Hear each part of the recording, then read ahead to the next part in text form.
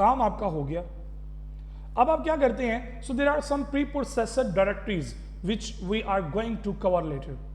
हम इनको बाद में देखेंगे चल के, आगे चल के इस कोर्स के एंड पे कहीं जाके आप लोग देखोगे कि यार ये प्री प्रोसेसड डायरेक्टरीज कौन कौन सी हैं, कैसे हैंडल होती हैं।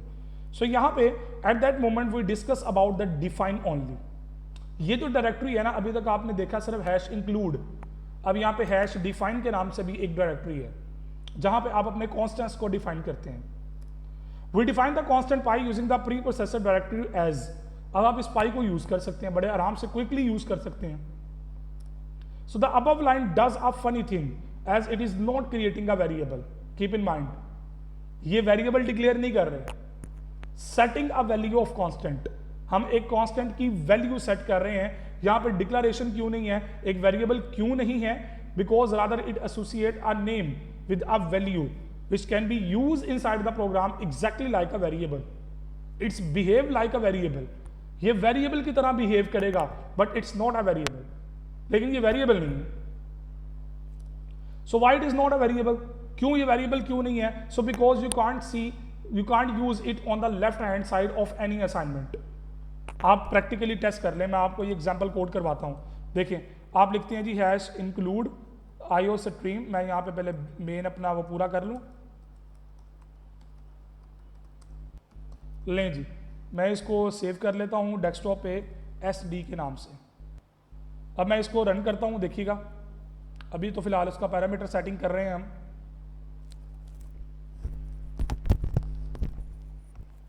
सो आई थिंक ये एंटीवायरस की वजह से हर दफ़ा प्रॉब्लम आती है। सो मैं इसको रीस्टार्ट तक कर लेता हूँ। ओके जी, यहाँ तक वर्किंग हो रही है। ओके जी, अब मैं यहाँ पे करता ये हूँ कि मैं हैश डिफाइन पाई 3.1415 मैंने ये लिख दिया। अब मैं यहाँ पे इसको सी आउट करवाता हूँ पाई को।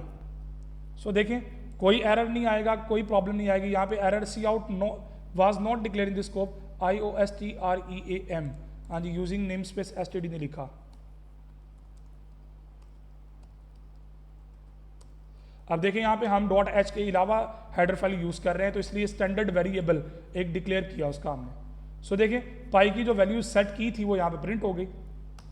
अब आप कह लेंगे जी इसको आप, मैं आगे चल के कहता हूँ कि मैंने यहाँ वेरिएबल लिया int x, यहाँ डबल कर लें। चले, मैंने एक वेरिएबल लिया $x। अब मैं यहाँ पे लिखता हूँ pi is equal to x, तो यहाँ पे मुझे ये एरर देगा। वो कहेगा जनाब पाई L value required as left operand of assignment, so it's not a variable। ये चीज आपको यहाँ पे क्लियर हो गई होगी कि ये वेरिएबल नहीं है।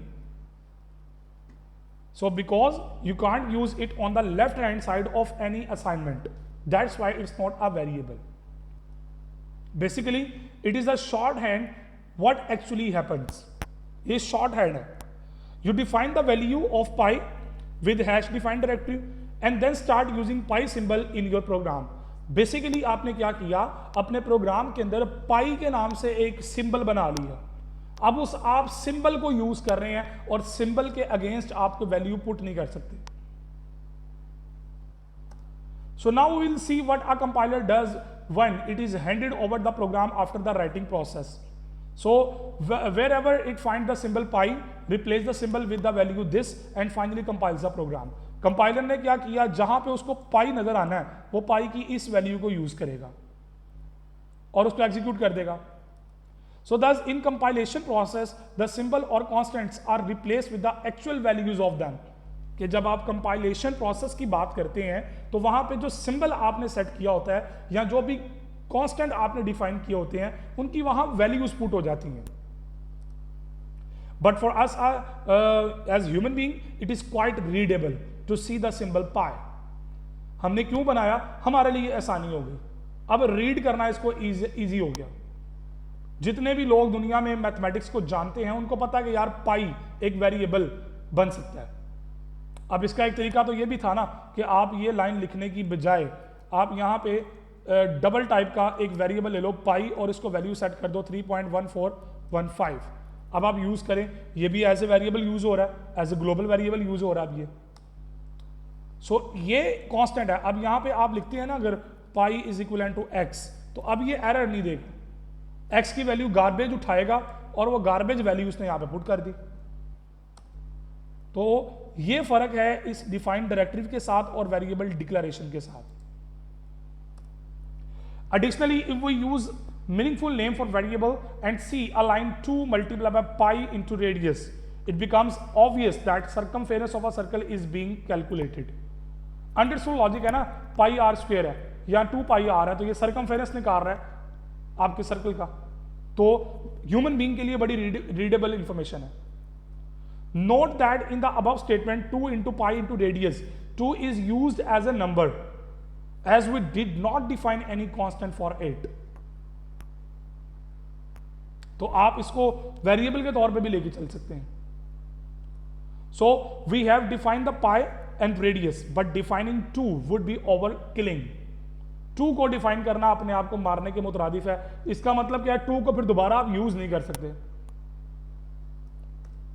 स्कोप क्या होती है, स्कोप से रिलेटेड हमने पहले भी बात की, आज यहां पे थोड़ी डिटेल से बात करते हैं। N identifier means any name that the user creates in his और हर प्रोग्राम। हर वो नाम जो यूजर अपनी फाइल प्रोग्राम के अंदर, कोई भी नाम जो यूजर सेट करता है उसे आइडेंटिफायर कहते हैं।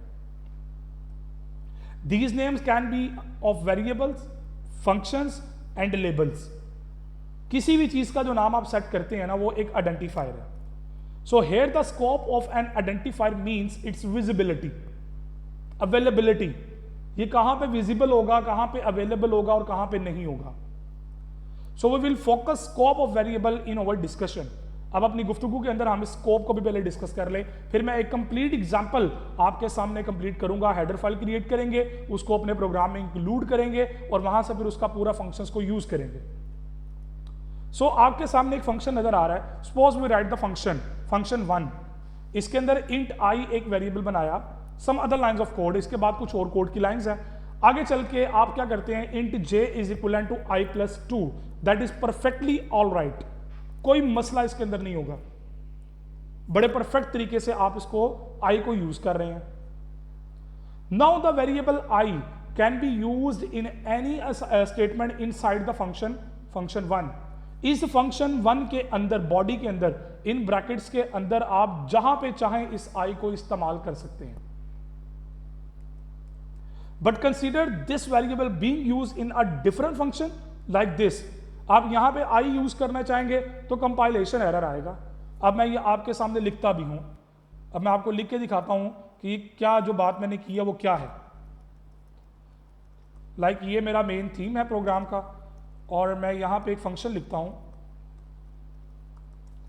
मैंने फंक्शन लिखा जी void f1 और इसके अंदर मैं एक वेरिएबल लेता हूं इंटीजर i और यहां पे मैं i को सेट करता हूं 23। ओके जी। अब आगे चल के मैं एक फंक्शन और बनाता हूं void f2। void फंक्शंस क्या, void का मतलब है नथिंग। नथिंग मीन कि ये कोई रिटर्न, कुछ रिटर्न नहीं करेगा, आपको वैल्यू नहीं देगा। सो यहां पे मैं लिखता हूं i इज इक्वल टू 20 और मैं यहां पे इसको खत्म कर देता हूं बात को। अब मैं फंक्शन कंपाइल करता हूं, देखिए उसने एरर दिया। उसने क्या एरर दिया, I was not declared in this scope. आपने इस एरिया में कहीं पे आई को डिफाइन नहीं किया। आई तो जनाब डिफाइन हुआ तो है, लेकिन ये आई यहां पे डिफाइन है ना फंक्शन 1 के अंदर। फंक्शन 2 में आई डिफाइन नहीं है। चूंकि फंक्शन 2 में आई डिफाइन नहीं है, इस वजह से वो आई को एरर दे रहा है कि जनाब आपने आई को डिफाइन नहीं किया।